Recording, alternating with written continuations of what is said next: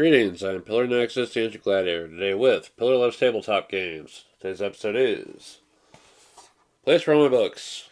A nice little game from this year about organizing your books and getting more books and getting other neat stuff. And accomplishing the little things because, you know what, sometimes it's just nice. As part of the setup for the game, each player will take their character board, their starting collection, randomly putting books based on the little dots on the spaces. That many books out of the starting collection. They'll get their player card, which is a little reminder of their social battery bonus for admiring. Well, they have that color is the most common in their apartment. Their starting social battery amount. The first player of the game, who is the person who most recently got a book, will start with 3, and then 4, 5, 6. You'll start with a hand of 5 little projects, and you will keep 3 of them. You want to try to hold on to stuff that you can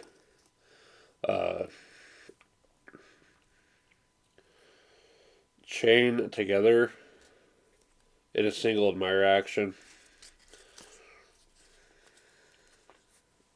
It makes the most of what you already have. You'll have your little meeple. And then for the main board itself, if we're playing with 4 players, we start on the 4-player side. The 1 to 3 player side has 1 space for the bookstore, which reaches any shelf, as opposed to the 2 spaces that reach the 2 closest. And the library will draw only 4, with keeping 1.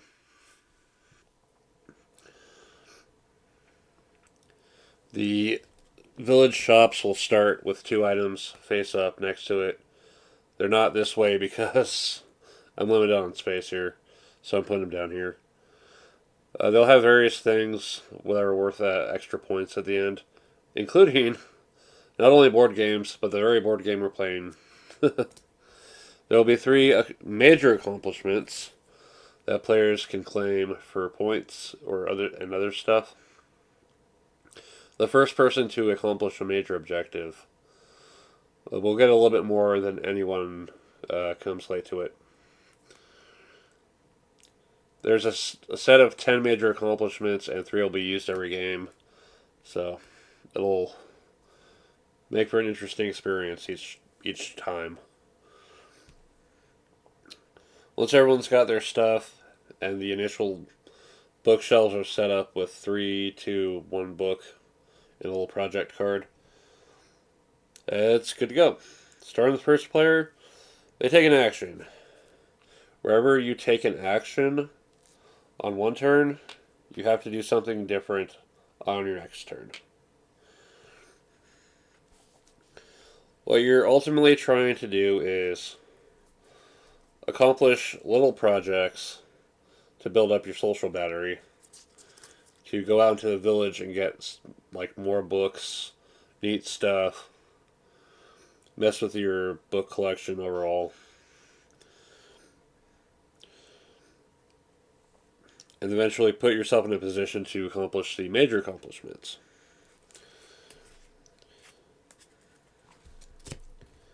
So let's go over the actions. Sort. Pick up a stack of books and distribute them to the top of any stacks or empty spaces, a maximum of 2 per stack.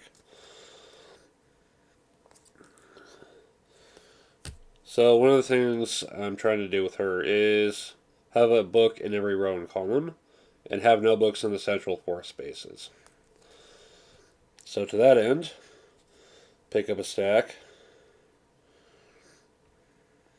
and we'll move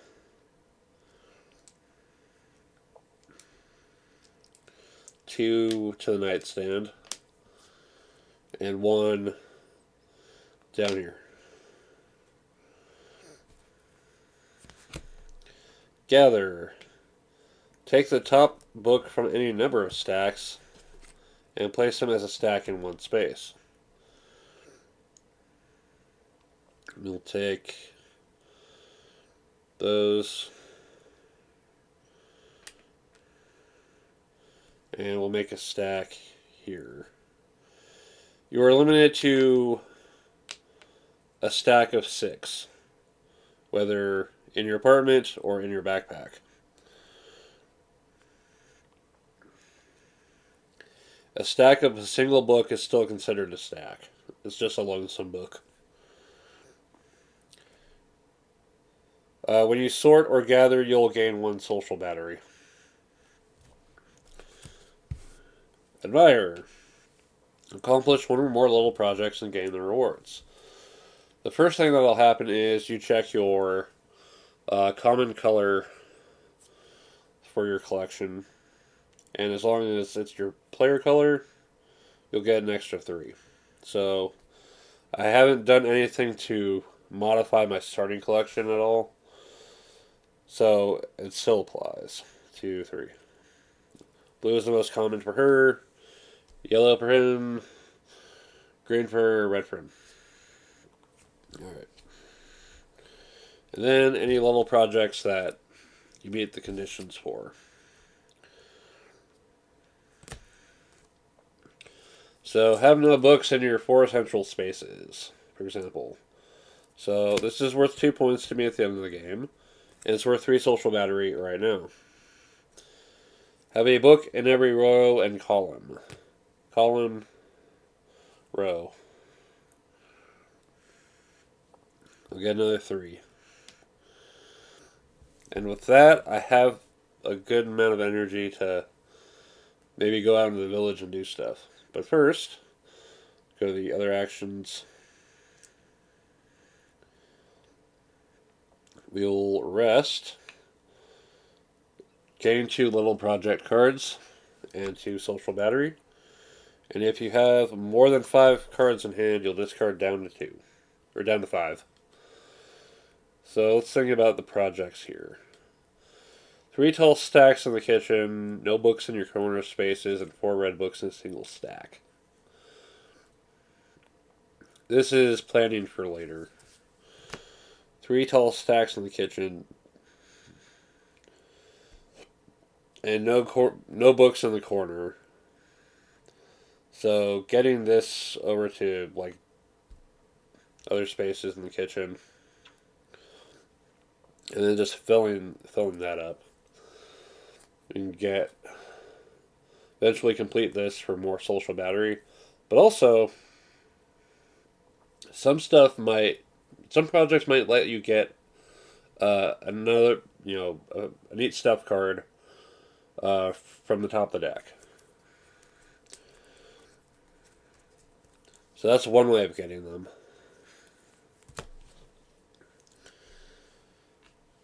Before we leave the house, we can read a book.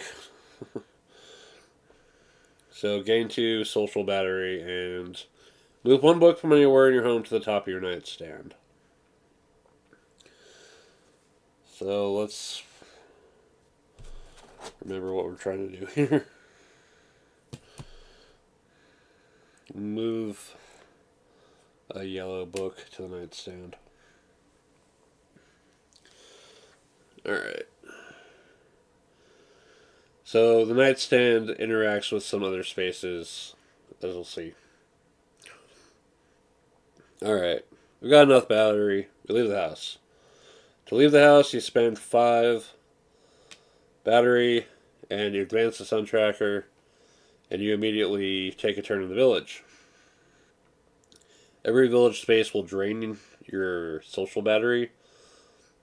You cannot deliberately go to the town park. You only go there if someone pushes you, and then you'll get 2 back.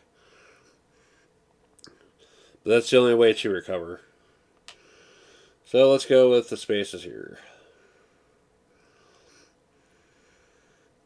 So the library. You spend 2. You draw 5 books from the bag. You keep 2 of them, and then deal 1 to each shelf in the bookstore. Why am I getting so many yellow? Oh, hey, there's the red that I need. we'll take the red and yellow because what I'm planning to do next. So the books that you get while you're in the village, you put in your backpack. Let's see if I can do this without messing up too much. Yeah. Again, you're limited to a max of 6 per backpack space. There's some weirdness in like having your entire apartment with stacks of at least 1, and then having 2 stacks of 6 on your backpack. It's something I gotta look up and uh, figure out what the solution to that is. Because you're not supposed to divide the books from your backpack to multiple spaces. Each stack will go to its own space. And if you have 2 stacks, they'll go to 2 different spaces. But they have to have the room for them. So the other 3 will get distributed elsewhere.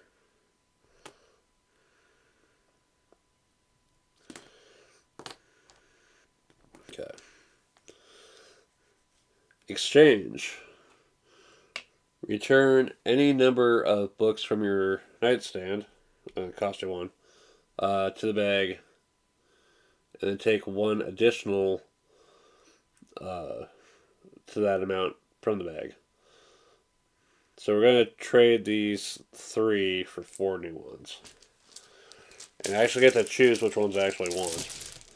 Obviously I want more blue.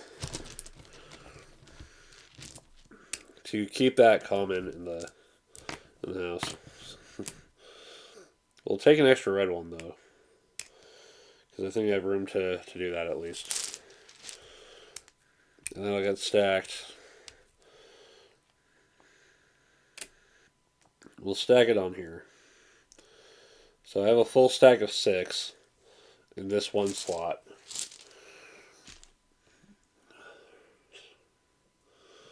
Going to the bookstore. With the 4-player board, there are 2 spots. You cannot move between them. And you only get nudged out if someone actually goes to that space.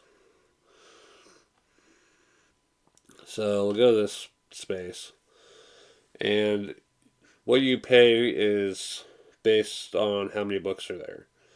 The largest set costs you 6. The set in the middle costs you 3. The smallest set costs 1. So let's go ahead and take the set in the middle for 3. Alright.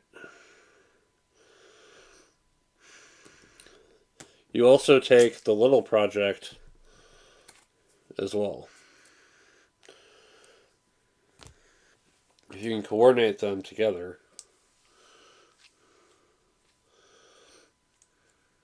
then it's probably a good, worth going for. Alright. I believe the bookstore also, after taking something from the bookstore, you refill that spot. Immediately restock the shelves.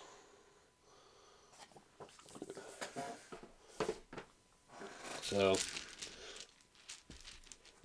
shelf 1, 2, 3. Alright. And that guarantees there's always going to be a big, a medium, and a small. And then a new little project. See, these work well together. Alright. There's going to the village shop. You can spend 3 to just take one off the top of the deck. Sight unseen. Or you can spend 4. 1, 2, 3, 4. To choose one of the 2.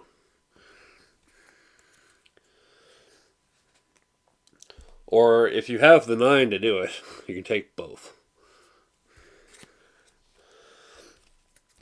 Each item will have its own victory points. Some of them are conditional. The plushie is based on those lonesome books. Board games are based on how many board games you have. But it maxes out at 4.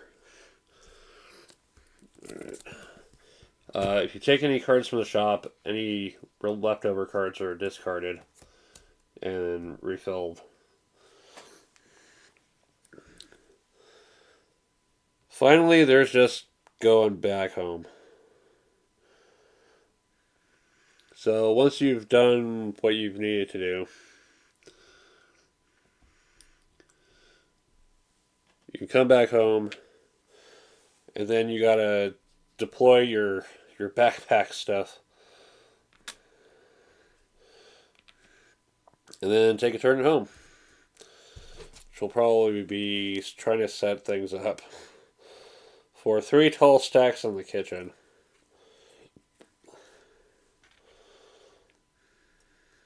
So be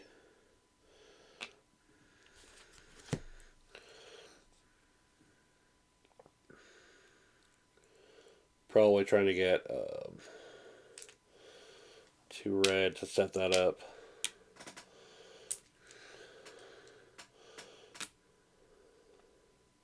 Two there. And eventually setting up the den goal. Actually making sure not to do that madness, because I need to set up for the no corners goal. Alright. Eventually, someone will leave the house and it'll move the stun marker to the last space. And it will go to the end of the round. And then starting with the first player, each player will have one last turn.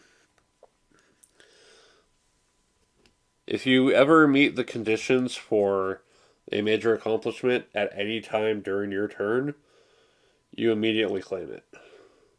And if you're the first to claim it, you'll get more points.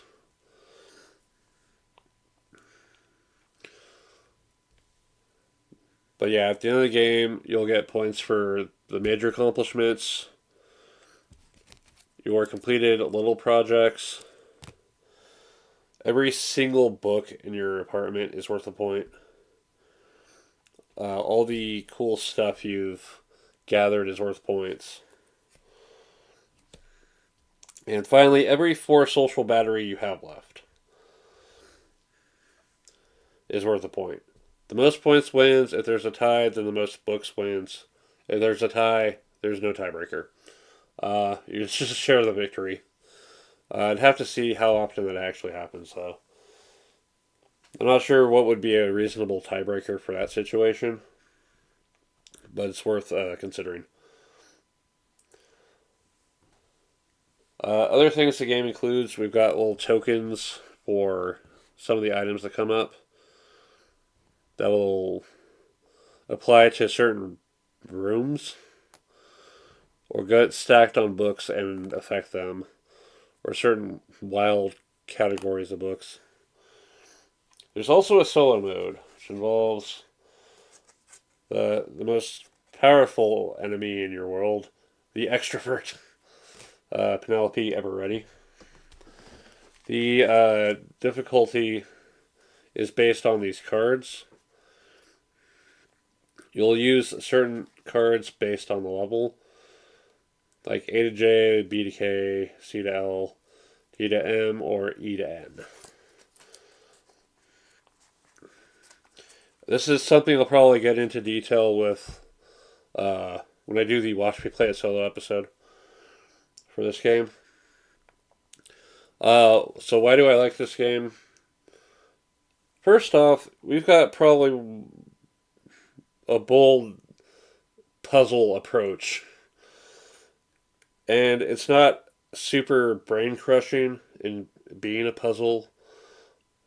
In fact, I like the whole feeling of these aha moments of I can do this at the same time as this by doing this. Yeah.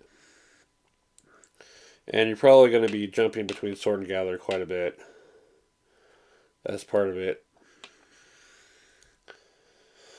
Just the general vibes of all the fun little things that there are to discover from the store. The art style is really nice. It adds a lot to the feeling of the game as well. And also the price is pretty good. Um, One of the things I'm having to keep an eye on in this day and age is how much am I spending on games lately? uh, Probably one of the big games I got recently. I've spent a lot on it, but I have yet to play it with anyone. Meanwhile, this one game I picked up for $10 secondhand from an auction, I got to play pretty recently. So I'm having to really think if my spending is worth it, and seeing the all the potential neat stuff that could come up, all the major accomplishment combinations, the the skill levels for solo mode, all the potential little projects and how certain combinations are going to work together or not. It's going to give me a lot of run for my money and probably a lot of fun times and nice feelings as well. Because you know what? I have enough games about war and business and danger. Something comfortable, but also a little bit puzzly is fine with me. I could use it right now. So yeah, look forward to the shorts, the first few rounds, and watch me play it solo for this game. Yeah, place for my books probably one of all the games I got to jump into this year. It's probably up in my top three. So check it out. Have a nice time. Have fun figuring out the puzzle of where in the house to store your books or where in your apartment to make the most of everything. And just have a nice time. All right. Some Pillar Nexus. I'll see you next time.